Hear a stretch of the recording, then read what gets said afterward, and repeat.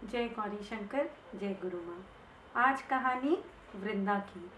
वृंदा वही तुलसी जो हम सबके घर में लगी है। एक समय की बात है, वृंदा ने बहुत पूजा तपस्या की। सुंदर सी कन्या थी और ब्रह्मा जी को प्रसन्न कर लिया अपने कठोर तप से। ब्रह्मा जी से उन्होंने वरदान मांगा कि श्री हरि विष्णु से मैं प्रेम करती हूँ और उनसे मेरा विवाह हो जाए। श्री हरि विष्णु को पाना इतना आसान नहीं था और वृंदा ने अपने पिछले जन्म में कुछ कर्म ऐसे करे थे जिनकी सज़ा अभी मिलना बाकी था, या जिन कर्मों का भुगतान अभी बाकी था। तो ब्रह्मा जी ने कहा कि तुम शंखचूड़ नाम के एक राक्षस है, उससे विवाह करो। विष्णु तुम्हें इस जन्म में मृत्यु के करीब प्राप्त हो जाएंगे। इसी को अपनी नियति, इसी को अपना भाग्य समझ के वृंदा बिना कुछ सवाल करे चुपचाप लौट आई। कुछ समय में शंखचूड़ से वृंदा का विवाह हुआ। वृंदा पति भक्त थी, पतिव्रता थी और अपने पति की सुरक्षा के लिए, अपने पति की लंबी आयु के लिए हर रोज़ प्रार्थना करती थी। शंखचूड़ बहुत बलशाली था। उसने तीनों लोकों पे विजय पाने की कोशिश शुरू कर दी। जीतता गया, स्वर्ग जीत लिया, पाताल लोक जीत लिया। उसने तय किया कि अब मैं भोलेनाथ यानी शंकर भगवान से युद्ध करूंगा।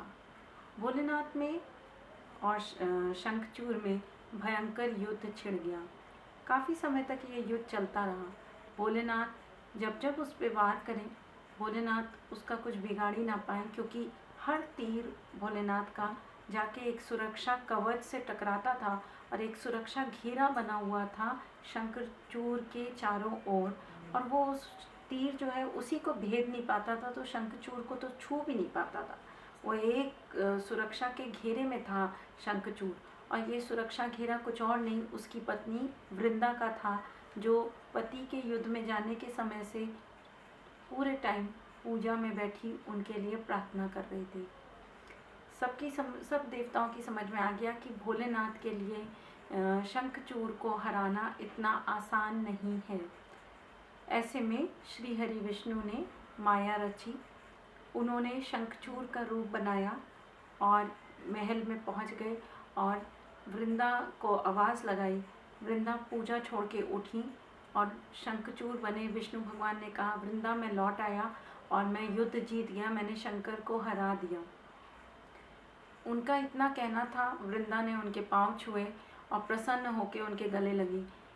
बस वृंदा के पांव छूते, गले लगते ही उनका पतिव्रत धर्म टूटा और अचानक से कहीं से आके एक सर उनके पांव में गिरा।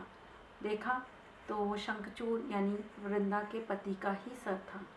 वृंदा समझ गई कि ये कोई और है जो उसके पति का वेश बना के चला आया है। वो तुरंत नाराज़ होकर बोली कि जो कोई भी हो तुम तुरंत अपने असली रूप में आओ। श्री हरि विष्णु अपने असली रूप में आ गए। वृंदा बहुत नाराज़ थी, पति की मृत्यु से बहुत दुखी भी थी, तो उन्होंने श्री हरि विष्णु को ये श्राप दिया कि जैसे आपके छल के कारण मेरे पति से वियोग हुआ है, ऐसे ही आपका लक्ष्मी जी से भी वियोग हो जाएगा, और साथ ही इसी समय आपने मेरा पतिव्रत धर्म किया है, इसी समय इसी घड़ी आप पत्थर के हो जाएं। श्री हरि विष्णु ने वृंदा का श्राप स्वीकार किया और कहा, ठीक, शालिग्राम रूप में मैं पत्थर के रूप में, शालिग्राम के रूप में पूजा जाऊंगा और तुम तुलसी के पौधे के रूप में, तुलसी के बेड़े के रूप में पूजी जाओगी। और आज से, अभी से तुम्हारा पतिव्रत धर्म तोड़ा नहीं गया है। तुलसी, तुम जितनी पवित्र थी उतनी ही पवित्र हो। आज से तुम्हारी पवित्रता का साक्षी मैं बनता हूँ, और तुम्हारी पवित्रता की मिसाल ये है कि मेरे को चढ़ा हुआ कोई भी भोग, चाहे वो 56 भोग ही क्यों ना हो, तब तक पूरा नहीं माना जाएगा, तब तक मैं स्वीकार नहीं करूँगा जब तक उस पर एक तुलसी दल ना रखा हो।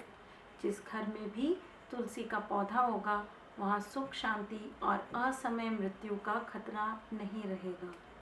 तुलसी जी ने ये सब सुना और पति के वियोग में उसी समय ही भस्म हो गई। जहाँ वो भस्म हुई उनकी राख गिरी, वहीं पे एक हरा हरा तुलसी का पौधा आया। उस तुलसी के पौधे की शालिग्राम यानी श्री हरि विष्णु से, शालिग्राम रूप में श्री हरि विष्णु से उसी तुलसी के पौधे का हम विवाह करते हैं। उसी के बाद ही शुभ दिनों की शुरुआत होती है, विवाह समारोह की शुरुआत होती है। आज भी कहा जाता है कि किसी मरते हुए व्यक्ति के मुंह में गंगा जल के साथ तुलसी की 2 पत्तियां रख दो तो उसे श्री हरि विष्णु अपने लोक में जगा देते हैं। ये तो थी तुलसी की पवित्रता की कहानी। कल फिर आऊँगी एक और कहानी के साथ। और हाँ, ये बता दूँ कि कुछ कहानियों में तुलसी के पति का नाम शंखचूर की जगह जालंधर होता है, जिसके नाम पर जालंधर शहर का नाम भी पड़ा है। शंखचूर ही आगे जाके शंख के रूप में उत्पन्न हुआ। शंख बजाने से माँ लक्ष्मी की कृपा मिलती है और शंख बजाने से ही श्री हरि विष्णु की भी पूजा का समापन होता है। सत्यनारायण कथा के अंत में शंख बजाया जाता है। इसी कारण, क्योंकि शंखचूर का वध श्री विष्णु जी ने किया था, शंखचूर का वध शंकर भगवान ने किया था, इसी कारण शंख शिव जी की पूजा में कम बजाया जाता है या नहीं बजाना चाहिए।